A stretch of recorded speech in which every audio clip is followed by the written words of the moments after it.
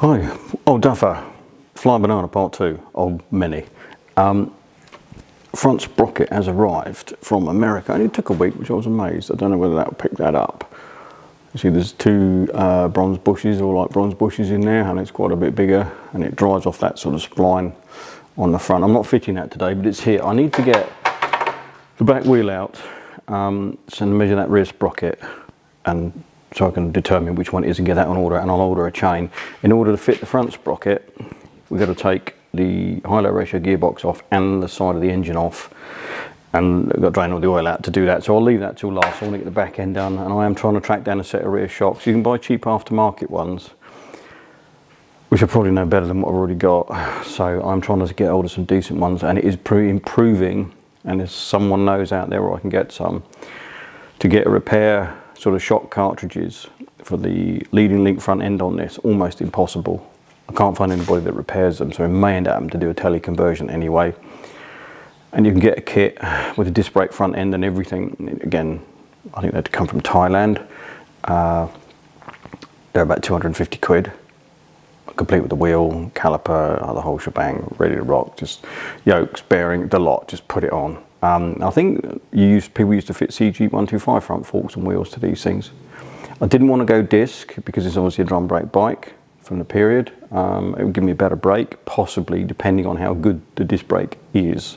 Because some of these Chinese, Taiwanese, Vietnamese, wherever you want to get them, Far Eastern disc brake assemblies are less than ideal, shall we say.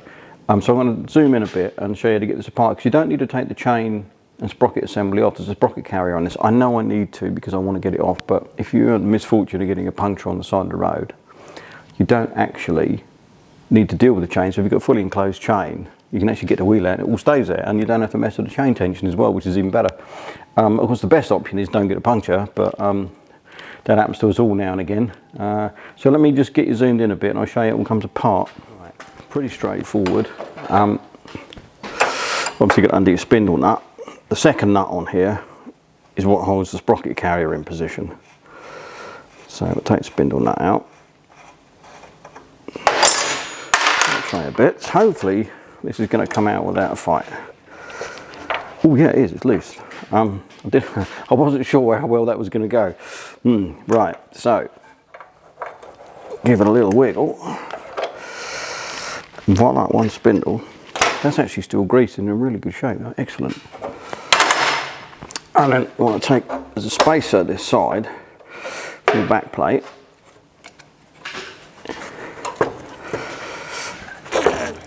Hopefully give that a wiggle. Yeah, it's so long since I've done one of these, I can't remember whether you have to undo this R-clip or not, but you do.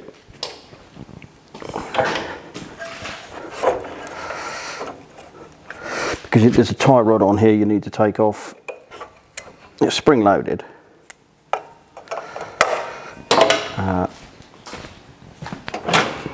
And in your original Honda toolkit you actually get all the necessary tools to do this. It has a little R-clip on it to undo it, to stop it coming undone, should I say, rather than a nylock.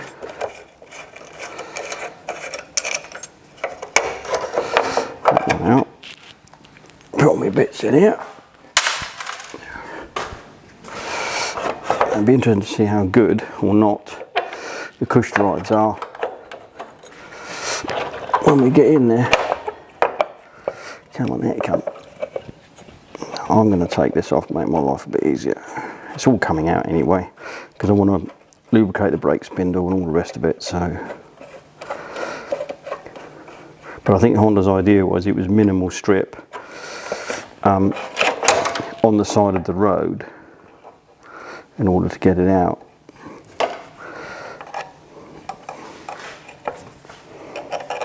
Come on, here you come. It is all greased, which is absolutely amazing. No, you're going to have to pull it off complete. Right, that should just come out. Will that come out without me having to take the bottom of the bench out, which you can, because obviously if you're on the side of the road, the idea is that you can get it out. There you go. Should be able to get it out on the side stand. One wheel and one sprocket carrier. And of course modern bikes you don't get that. Everything is greased in it, everything, perfectly. So I need to get this apart anyway. Because I need to that sprocket off, I need to measure up, so we'll take that out. But I always thought that was just a brilliant idea. I don't know whether some of you guys are familiar, but Yamaha did a thing called a Townmate, which looked very much like one of these, same sort of style engine, but it had shaft drive. Obviously you lose a percentage of your power because of your bevel gears at each end, but you often wonder, would that not have been a better way to go? And we're done with it. So that is your sprocket carrier. Yeah, it wants a bearing. It's all right, but I'm in here. I'd be absolutely foolish. But don't know whether the camera will pick that up, but it's still packed solid with grease. It's still fluid and hasn't gone to wax, which is absolutely amazing. Considering the age. I mean, the brake linings for these are nothing. Yeah, these are quite worn, so we'll be putting new brake linings in. But I think they're like 10 quid for a set of brake linings. You know, no money at all. And what's the cush drives like? These, they're all right actually. You can get them. I've seen these turn to complete mush. Yeah. I am going to put wheel bearings in here. I'm not going to mess about. I'm in here. So we'll knock them out and order a set of bearings if I haven't got them in stock. But, yeah, but these cush drives. And I have seen these turn to sort of rubbery, mushy, flaky bits. So, right. The next bit is under your tabs and under your bolts then, and let's take this off and then I'll get my Bible out, my JT Sprockets Bible, and see what we've got in the way of sprockets. So let's need a knock-o-meter or a hit and stick. Hit and stick. And I looked on the David Silver Spares website last night to see what was available and what is not available in my quest for the front end, and that they haven't got anything. But they do keep, which I found extraordinary, the little knobs that hold the plastic side panels on. They keep those are genuine in-stock original Honda items, which I thought was amazing. Right, just got a little chisel, just get these knocked off the flats.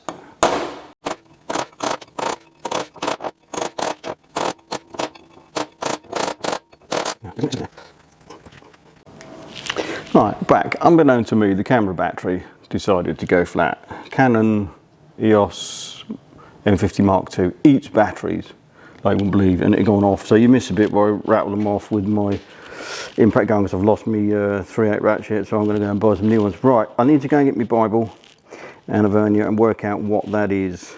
And I'll get back, and all the bearings, I say they're okay, but I will knock them out and get rubber sealed versions of the bearings that go in the hub and the sprocket carrier.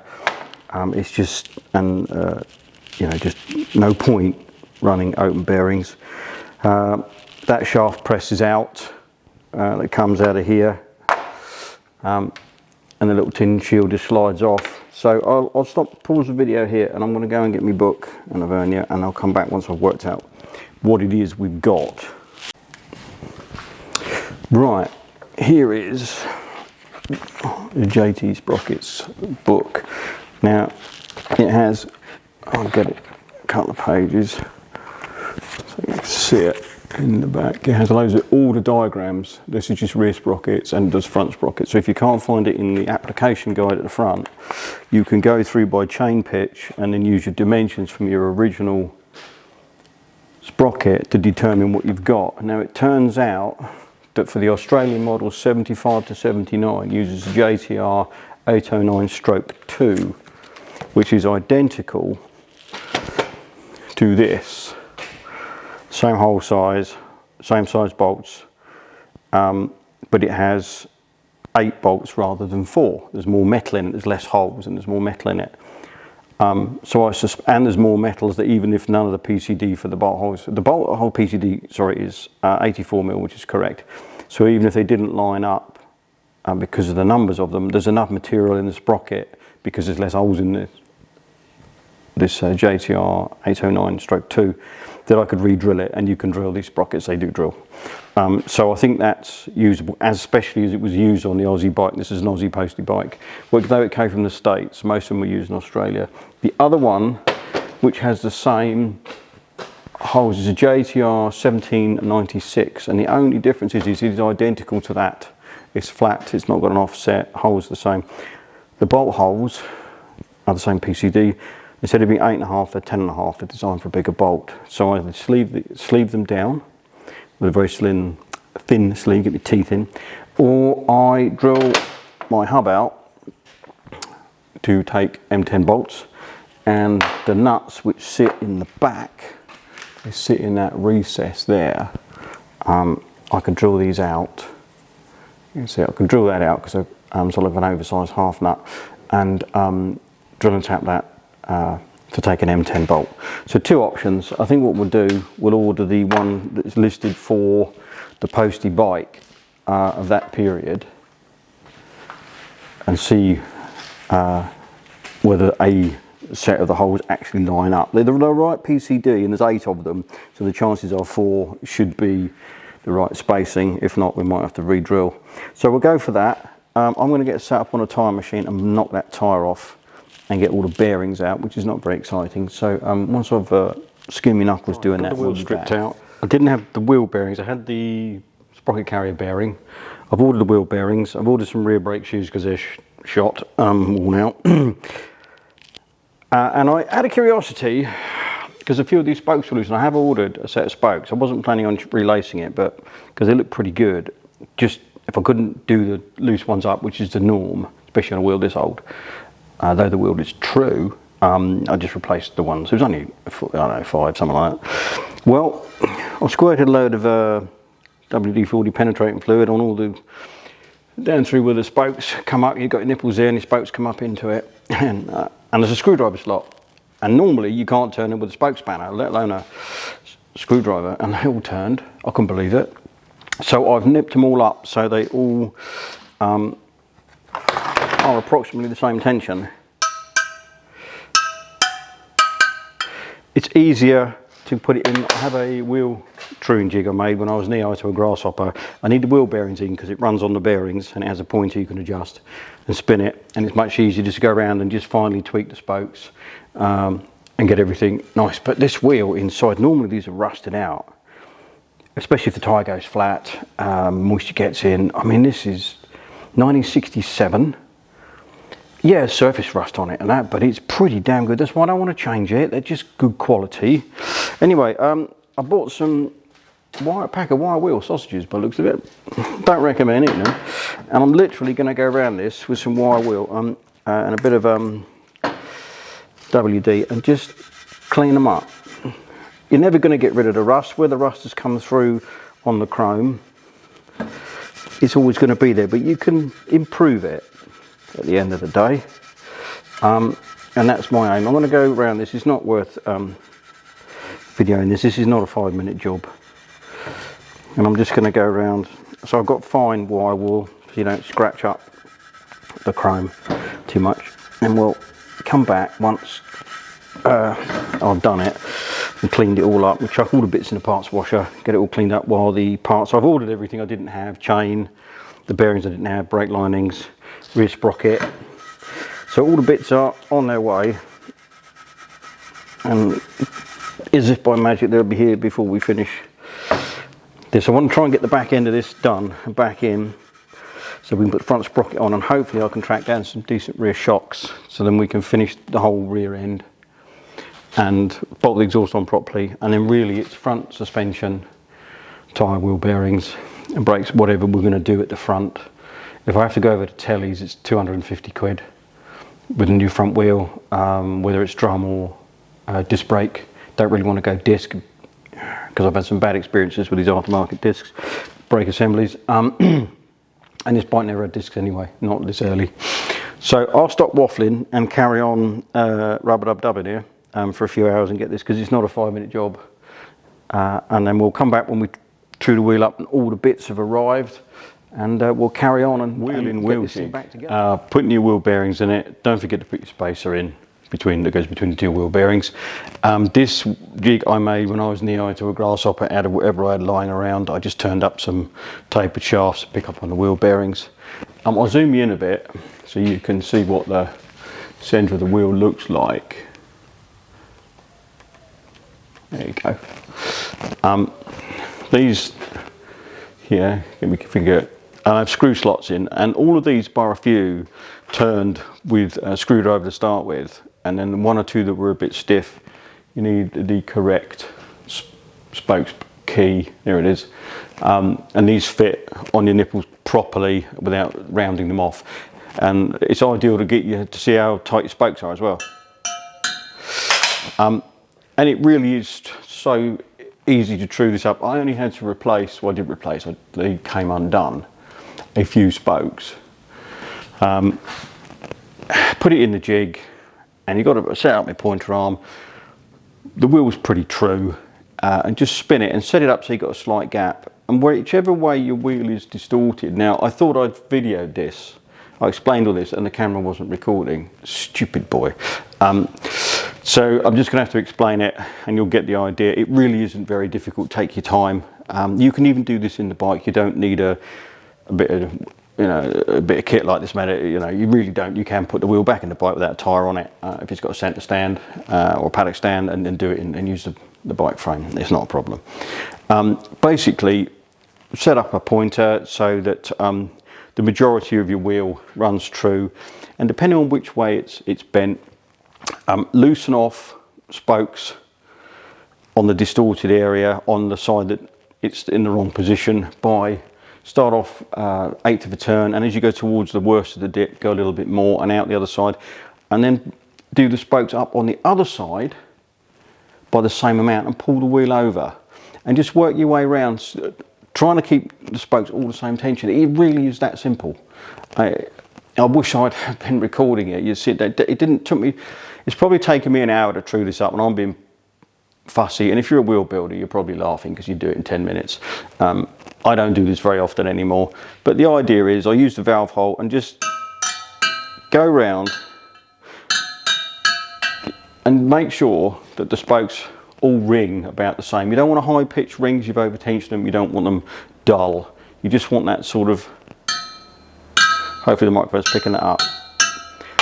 There'll be slight variations. One, I'm deaf as a post anyway, and wear hearing aids, so my hearing is as good as it used to be, but yours approximately. And as long as that runs pretty true, there is a dent on this rim here. This bit's hollow, by the way. This bit of the side is hollow with it, and then they're rolled and then roller welded, and there is a slight dent on this. It's only very marginal. I'm not going to worry about it. It's not going to collapse and fall to pieces. That wheel is perfectly serviceable. So we're going to wrestle a tyre onto that and tube, new rim tape, and get it back in the bike. So we'll get over there, I'll get that sorted out. But that is how you, basically how you true a wheel up. It really is not difficult. Don't be frightened of it. If I'd have had to replace the spokes that were loose because they wouldn't turn, on this occasion they did, I just kind of got a set of bolt cutters and just replace that spoke, nip it up to roughly the same tension as the rest of the wheel, so you get them all the same tension, and then go through your truing process. It really isn't that difficult. Don't be frightened of it. And this makes this serviceable. Yes, it would be nice to put new rims and spokes and have the hubs powder coated, but we're trying to do this on a budget so you can have some fun. Always revisit this, wear the tyres out first and come back. Once the tyres are worn out, I'll have the wheels done this time around and send them away if you don't want to do them yourself. So I'm going to go and get a tyre on this, and we'll get it set up over on the bike. A few more bits have arrived as well, so you'll see. Right, it's in. Just kept going after covered in tyre lube and wrestling with it. Not having somebody here to operate cameras, a bit tricky when you're covered in snot most of the time. Anyway, it's back in. New rear shocks, as you can see. these are very slightly longer than the originals. It's all you can get. So it is what it is. Exhaust is now on properly, obviously new sprocket. I'm going to get a bit of a tidy up and set up. I'm going to get the side of the engine off so you can see how this weird reduction gearbox assembly and drive sprocket works. So if you don't want a hard time and more selection of sprockets, then get a normal non-high-low ratio one. The novelty is not worth the aggro, I don't think, from a cost point of view. But anyway, there you go, brand new tyre tube, real bearings, brakes, sprockets, chain. On the back end, new rear suspension. Update on the front suspension. I rang David Silver Spares, who are the Honda gurus, and getting those internal shock absorb assemblies for the leading link front forks. They haven't got any. They said they may come across some in due course. Due course, maybe never.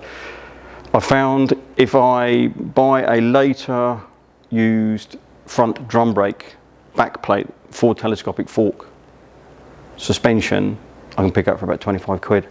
I can then get an aftermarket set of telescopic forks with yokes, head race bearings, the whole lot for about 115 quid. Which means I can put tellies on it for 140 quid. And it means I can use my front wheel, which is probably the most cost-effective way of dealing with it. Remember, we're trying to do this on a budget, you know. So we'll have new front suspension, new front wheel bearings, new front brakes, same in the back, new drive assembly, engine's been overhauled, and then it's electrics. All new wiring loom I'll make for it, 'cause obviously I've converted it to 12 volts. So what I'm going to do, I'm going to get set up and we'll drain the oil out and we'll get this crankcase off, and you can have a look at this weird and wonderful system that Honda did for the dual speed. Got carried away, all in bits. I will show you how to reassemble it, which obviously reverse taking it apart. I could be completely wrong. That's the old sprocket I've just taken off. Come on, focus, it's stupid thing. It may well be the original. I just don't know. Anyway, I ordered the right gasket for here, what I thought, and it's for the later one. Thankfully, when I took the side off, the gasket didn't tear, so we're going to reuse that. I will order the correct one from David Silver Spares and all the oil seals. They seem to be fine, and they were holding oil fine, so it's good enough for now because I'd like to get this going for this year. We can always revisit it and put oil seals in, it's no problem. Got the chain on.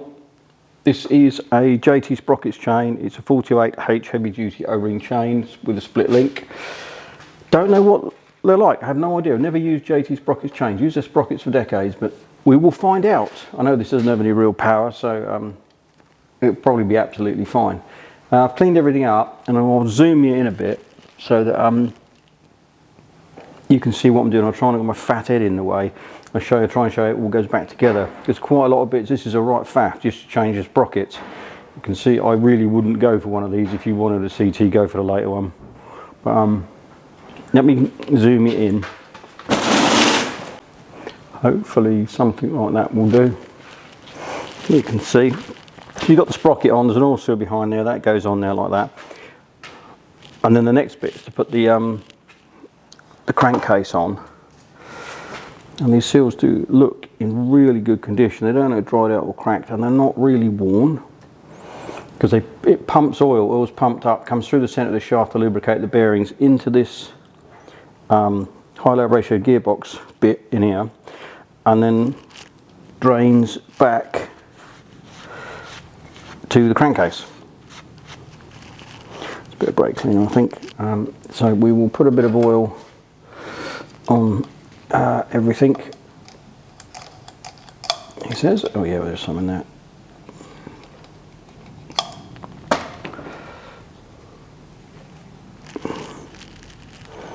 Up a bit around the oil seal. Don't forget the one for the gear shifter. And it's held on with just a couple of dowels, which were interesting to get apart. Right, that goes on there, that goes in there.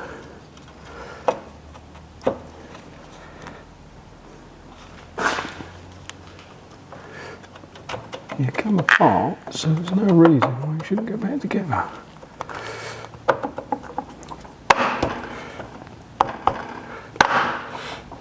Voila, that's that bit. Hopefully I've laid these out in the right order. Now these screws on here are not Phillips or Posi drive. These are JIS, Japanese Industrial Standard, I believe that stands for. And you need the right screwdriver bit to get it apart, otherwise you will chew them up and ruin them, which happens a lot. So I'll quickly throw this back together.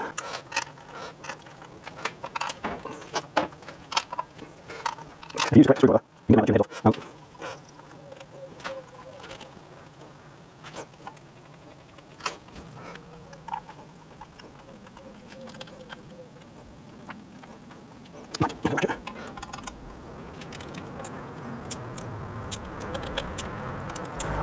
There is no point winding these up like a gorilla. As long as they're nipped up so they won't come loose.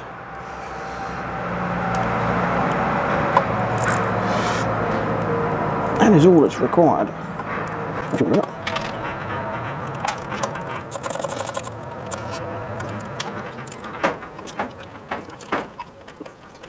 You know, the fact that all these screws are in really good order, I don't think anybody's ever been in here.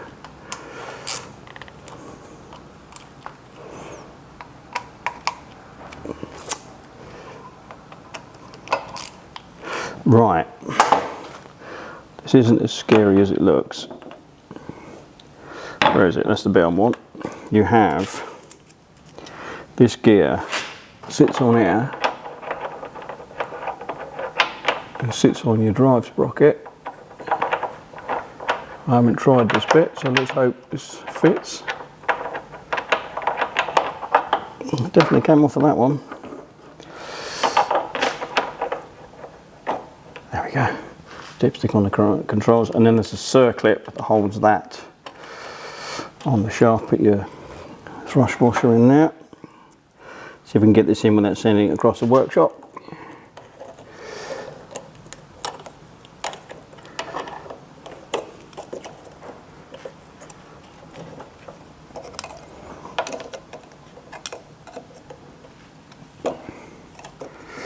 Why does that not want to sit in there then?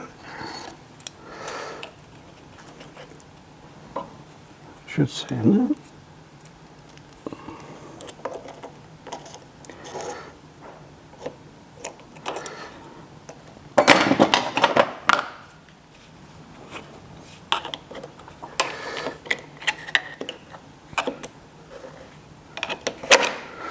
Go in the hole. That side's going in. Yeah, that's definitely gone in. Yeah, that's home. Yeah. That's that bit. Then you get this selector mechanism. I'm picking this up on here. Sits over that.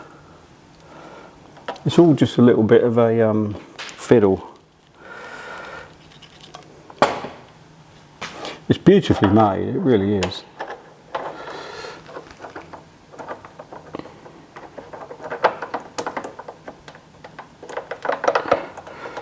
You often wonder how good they got at putting these together on the production line. Come on. When they were building these things.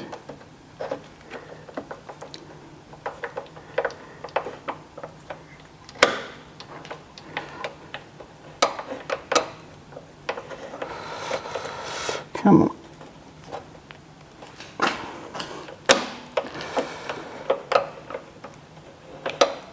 Alright.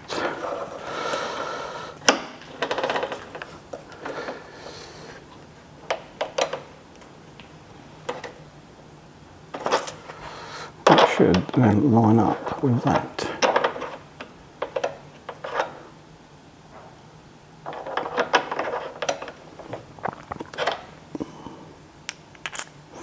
So I've only ever had this one apart. Never normally work on these, so it's an interesting little learning curve. And then there's a bearing that goes on the front, which is in there, and then that's your other gear ratio. Now I do have the gasket, and I'm not going to replace the gasket. I have made some replacements when I had this apart before, because I had to weld that bit of bar on here because the little key bit at the bottom had broken off, so I've had this apart before. But this gasket hasn't leaked so far, so being I need to order the correct gasket,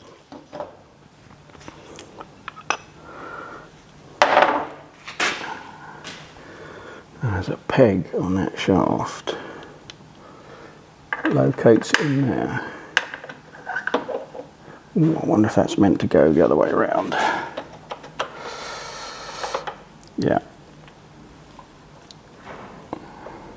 I wonder if that's meant to sit behind. Like that. Yeah, that make more sense, wouldn't it? It's funny how it also, when I took it apart, it kind of sort of fell apart. And I don't. Oops.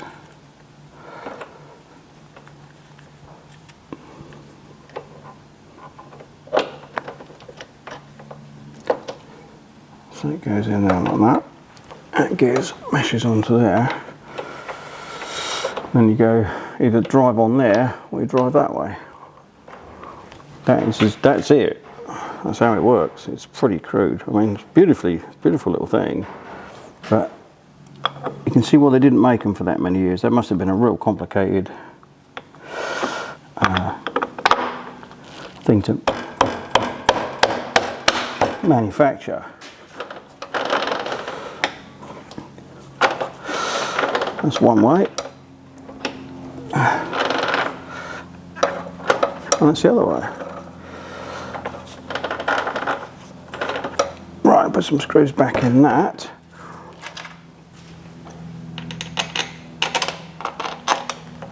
One there.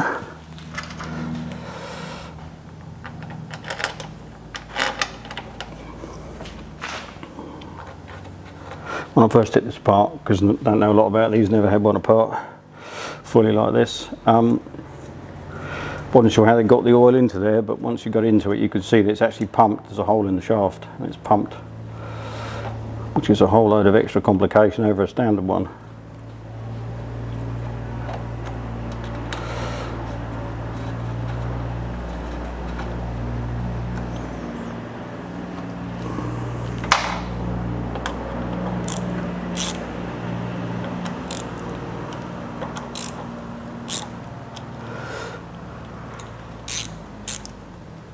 And that's it.